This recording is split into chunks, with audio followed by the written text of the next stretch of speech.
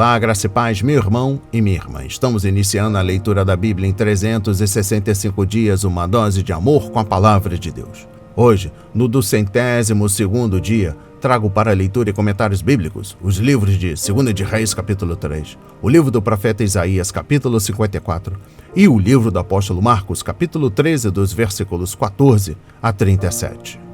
Meu conselho é que todos tenham em mãos bloco de anotação, caneta ou lápis. A Bíblia é tão importante quanto a sua leitura diariamente nos traz refrigério para a alma, sabedoria, sobretudo nos aproxima de Deus, fortalecendo assim a nossa fé e esperança. Enquanto você se arruma, se prepara aí, um lembrete para a sua vida. Todos nós temos a necessidade de estarmos em comunhão com Deus diariamente. Comunhão esta, através da leitura da Bíblia. A Bíblia está cheia de promessas. Precisamos acreditar na palavra de Deus. Alimente a sua fé. A sua palavra tem muito mais força do que as coisas contrárias deste mundo. Estamos vivendo um tempo em que devemos abrir os olhos.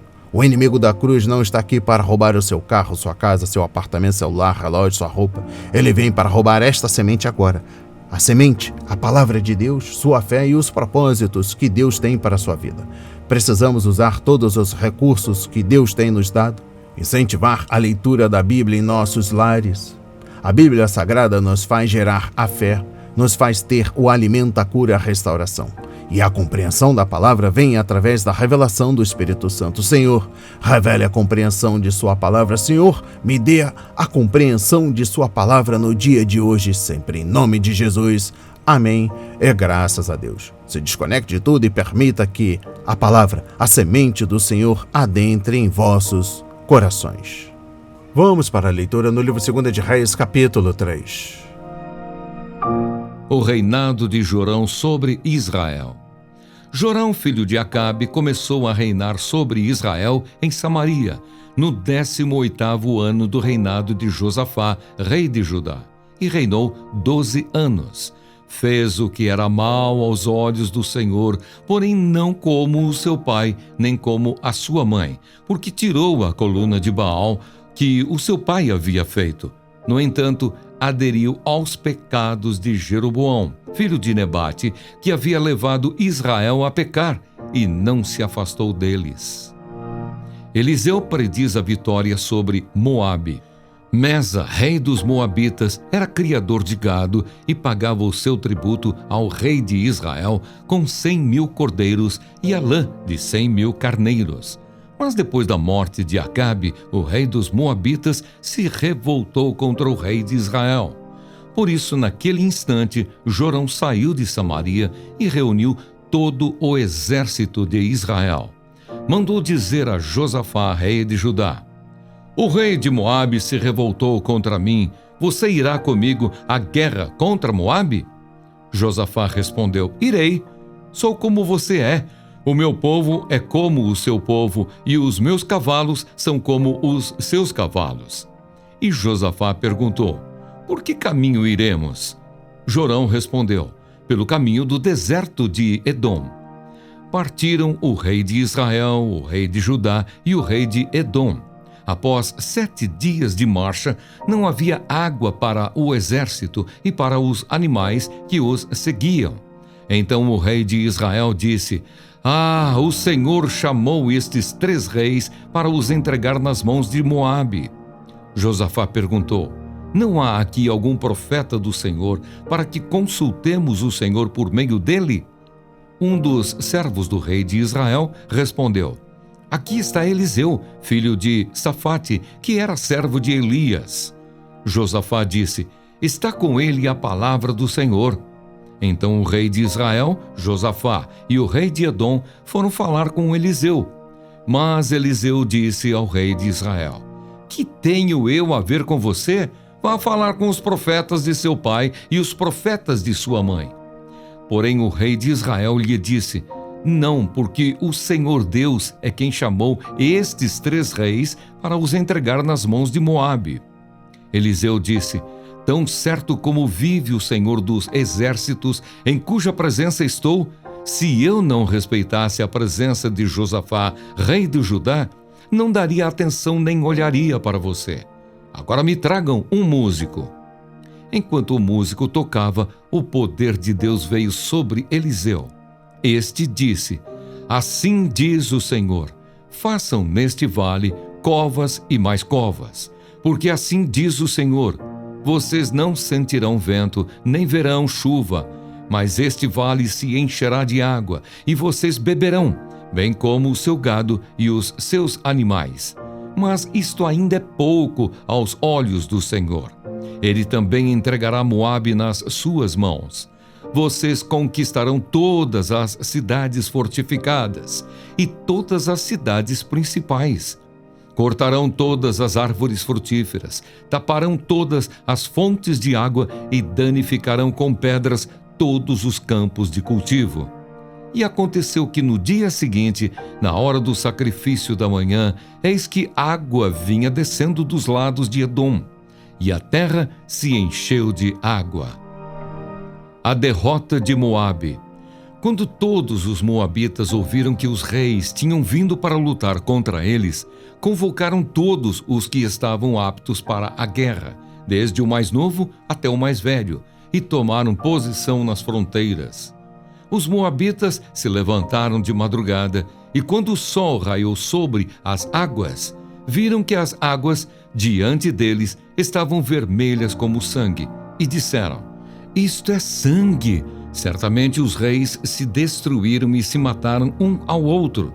Agora, moabitas, é hora de pegar os despojos. Mas quando eles chegaram ao arraial de Israel, os israelitas se levantaram e atacaram os moabitas, os quais fugiram deles. Os israelitas entraram na terra e também aí mataram os moabitas. Arrasaram as cidades, e cada um lançou uma pedra em todos os campos de cultivo e os entulharam. Taparam todas as fontes de águas e cortaram todas as árvores frutíferas. Só Kir-Aresete ficou com as suas muralhas, mas os que atiravam com fundas a cercaram e atacaram. Quando o rei de Moabe percebeu que estava perdendo a batalha, tomou consigo 700 homens armados com espada para abrir caminho e chegar até o rei de Edom, porém não puderam. Então pegou o seu filho primogênito que havia de reinar em seu lugar e o ofereceu em holocausto sobre a muralha. Houve grande ira contra Israel e por isso eles se retiraram dali e voltaram para a sua própria terra. Amém. Compreendendo o livro 2 de Reis, capítulo 3, trago o versículo 2.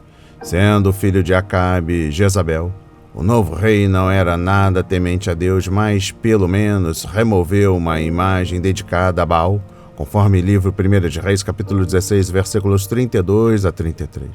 E mostrou certo respeito por Eliseu. Contudo, nem o culto a Baal, nem os bezerros de ouro foram retirados da terra durante o reinado de Jorão, até a imagem de Baal que ele removeu por fim voltou, e Jeú teve de destruí-la, conforme 2 de Reis, capítulo 10, versículo 27.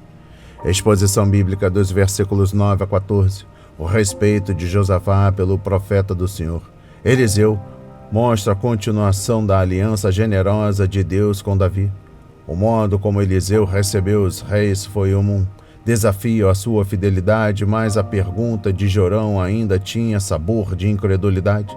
Será que o Senhor ajuntou a nós, os 3 reis, para nos entregar nas mãos de Moabe? Mas, em se tratando de confrontar os poderosos, Eliseu era tão destemido quanto seu mentor, Elias. Exposição bíblica dos versículos 15 a 20. O pedido abrupto de Eliseu por música diante de uma crise militar nos faz lembrar uma estratégia pouco ortodoxa de Deus para a derrota de Jericó, conforme Josué 6, versículos 1 a 17. A música enfatizou a participação do Senhor naquele episódio. A música do arpista também acalmou a mente e o coração do profeta e o ajudou a facilitar sua comunhão com o Senhor. Então, Eliseu revelou o plano de Deus. Os milagres registrados nos próximos capítulos são, sobretudo, revelações que engrandecem a graça e a misericórdia de Deus. E eu finalizo a compreensão do livro 2 de Reis, capítulo 3, trago o versículo 27. Talvez o sacrifício tenha dado nova coragem e zelo aos moabitas, de modo que seu exército atacou com novo entusiasmo e repeliu os invasores. Ou talvez os exércitos de Israel e Judá tenham ficado tão revoltados com o sacrifício a ponto de desmontarem as tendas e partirem, e o rei edomita surgiu com o seu exército, terminando o cerco. A capital Moabe não foi destruída e o rei moabita e as suas forças não foram capturados nem mortos. Por isso, aquela foi uma vitória incompleta. Por causa da casa de Davi, no entanto, Deus, em sua graça, deu a vitória aos 3 reis. Vamos para a leitura no livro do profeta Isaías, capítulo 54. O futuro glorioso de Sião. Cante, ó estéril, você que não deu à luz. Exulte e grite de alegria, você que nunca sentiu dores de parto. Porque os filhos da mulher solitária são mais numerosos do que os filhos da casada, diz o Senhor. Alargue o espaço de sua tenda e aumente o toldo de sua habitação. Não o impeça, alongue as cordas e firme bem as estacas, porque você se expandirá para a direita e para a esquerda. A sua posteridade possuirá as nações e fará com que se povoem as cidades arrasadas. Não tenha medo, porque você não será envergonhada. Não tenha vergonha, porque você não sofrerá humilhação. Você se esquecerá da vergonha da sua mocidade e não mais se lembrará da desgraça da sua viuvez. Porque o seu Criador é o seu marido, Senhor dos exércitos é o seu nome, o Santo de Israel é o seu Redentor. Ele é chamado o Deus de toda a terra. Porque o Senhor chamou você como se chama a mulher abandonada e de espírito abatido. Como se chama a mulher da mocidade que havia sido repudiada, diz o seu Deus. Por um breve momento abandonei você, mas com grande misericórdia tornarei a acolhê-la. Num ímpeto de indignação, escondi de você a minha face por um momento, mas com misericórdia eterna me compadeço de você, diz o Senhor, o seu Redentor. Porque isto é para mim como as águas de Noé, como jurei que as águas de Noé não mais inundariam a terra. Assim, jurei que não mais ficaria irado com você, nem a repreenderia. Mesmo que os montes se retirem e as colinas sejam removidas, a minha misericórdia não se afastará de você, e a minha aliança de paz não será removida, diz o Senhor, que se compadece de você. Ó cidade aflita, sacudida pela tormenta e desconsolada, eis que eu assentarei as suas pedras com argamassa colorida e lançarei os seus alicerces sobre safiras. As suas torres serão de rubis, os seus portões serão de esmeraldas, e toda a sua muralha será de pedras preciosas. Todos os seus filhos serão ensinados pelo Senhor, e será grande a paz de seus filhos. Você será estabelecida em justiça, ficará longe da opressão, porque não temerá. Ficará longe do terror, porque ele não chegará perto de você. Se alguém a atacar, isso não procederá de mim, mas quem a atacar cairá diante de você. Eis que eu criei o ferreiro que assopra as brasas no fogo e que produz a arma para o seu devido fim. Eu criei também o destruidor para trazer a ruína. Nenhuma arma forjada contra você prosperará, e você condenará toda língua que quiser acusá-la em juízo. Esta é a herança dos servos do Senhor e a sua justiça que procede de mim, diz o Senhor. Amém. Compreendendo o livro do profeta Isaías, capítulo 54, a imagem deste capítulo é a do Senhor, o marido fiel, perdoando Israel, a esposa infiel e restaurando-a ao lugar de bênção. Isaías usou a imagem do casamento antes, conforme capítulo 50, versículos 1 a 3, e irá usá-la novamente no capítulo 62, versículo 4. Jeremias também a usou, conforme Jeremias 3, versículo 8, e ela é um tema importante tanto em Oséias, capítulo 2, como em Ezequiel, capítulo 16, versículo 23. A nação casou-se com o Senhor no Monte Sinai, mas cometeu o adultério ao se voltar para outros deuses, e Deus teve de abandoná-la por um tempo. Os profetas prometem, no entanto, que Israel será restaurada quando o Messias vier e estabelecer seu reino. Compreendendo o versículo 1.a, Israel é restaurado à alegria, o que cria uma ocasião para o louvor. Isaías é, sem dúvida, o profeta dos cânticos.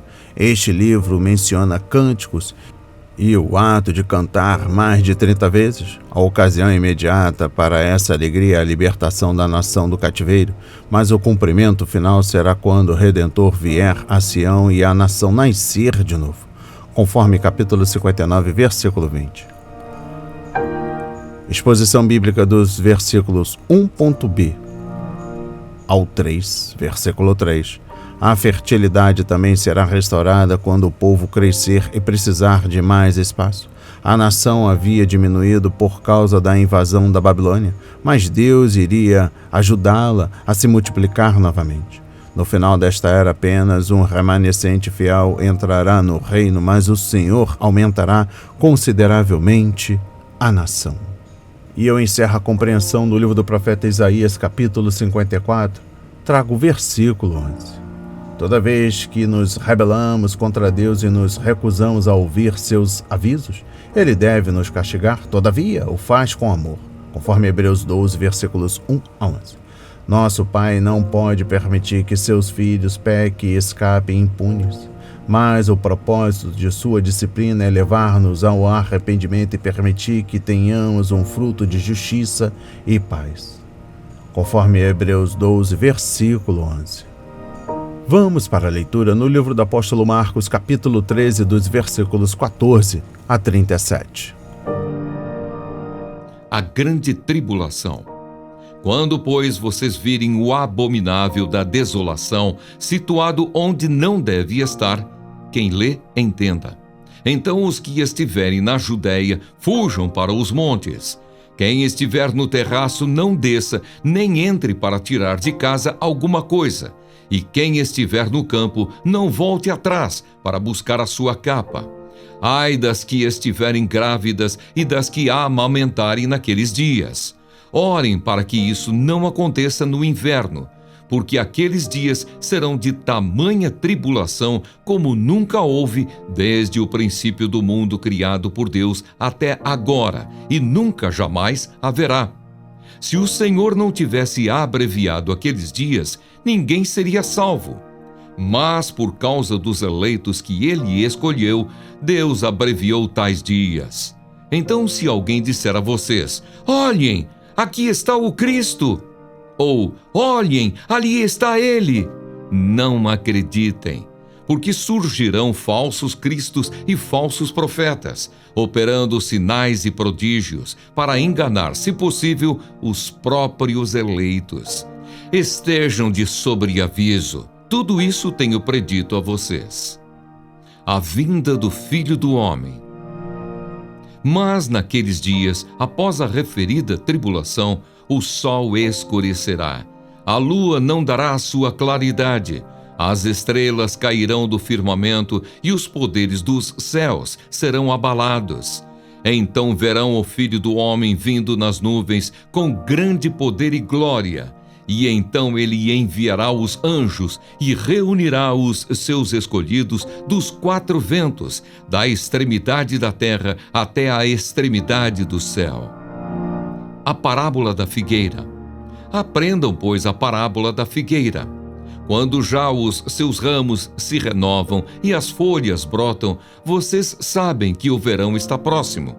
Assim também vocês, quando virem acontecer essas coisas, saibam que está próximo às portas. Em verdade lhes digo que não passará esta geração sem que tudo isto aconteça.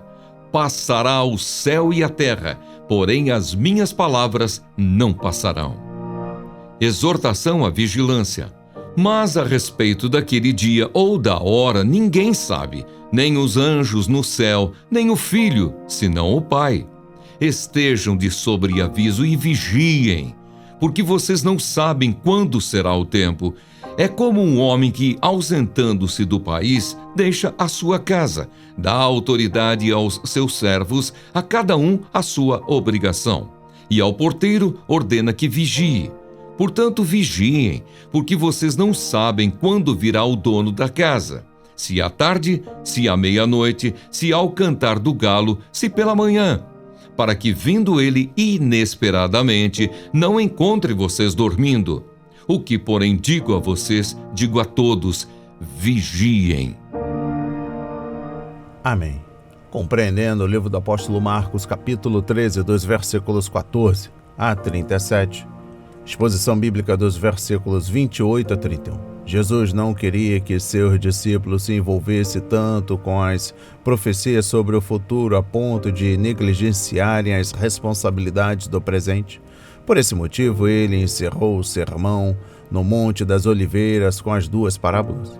O capítulo 25 de Mateus acrescenta outras 3 parábolas: as das virgens, a dos talentos e as das ovelhas e bodes. Observe que a ênfase da primeira parábola, conforme Marcos 13, versículos 28 a 31, está em saber que ele está próximo, enquanto a da segunda está em saber o momento da volta de Jesus. Isso é uma contradição? Não, porque elas foram dirigidas a 2 grupos diferentes de pessoas.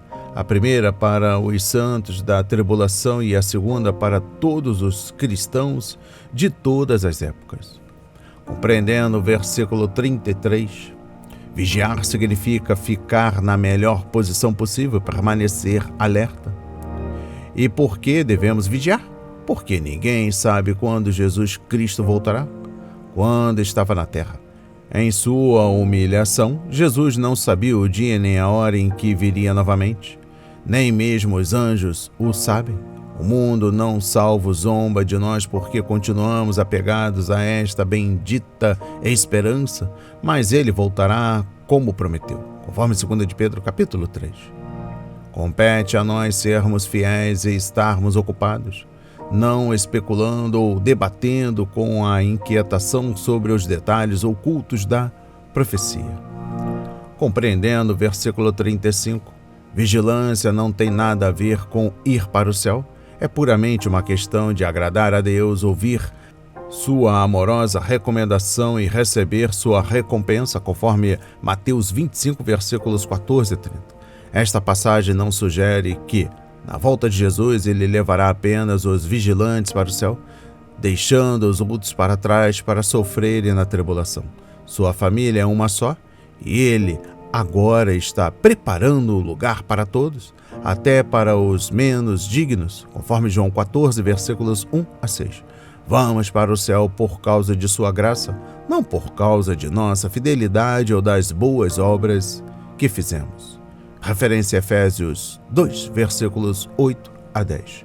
E eu encerro a compreensão da leitura da Bíblia em 365 dias e também da leitura e compreensão do livro do apóstolo Marcos, capítulo 13, dos versículos 14 a 37. Trago o versículo 37. Embora os cristãos hoje não passem pelos terríveis sofrimentos descritos neste capítulo, teremos nossa cota de perseguição e tribulação neste mundo antes da volta do Senhor, conforme João 16, versículo 33. E também complementando Atos 14, versículo 22. Mas as advertências desta mensagem em Marcos 13 podem ser aplicadas à nossa vida. Que ninguém os engane. Referência Marcos 13, versículo 5. As palavras de hoje foram semeadas para as nossas vidas, para a honra e a glória do Senhor. Receba este alimento diário, não hesite, compartilhe. Deus está interessado na minha e na sua dor. Que Deus nos abençoe.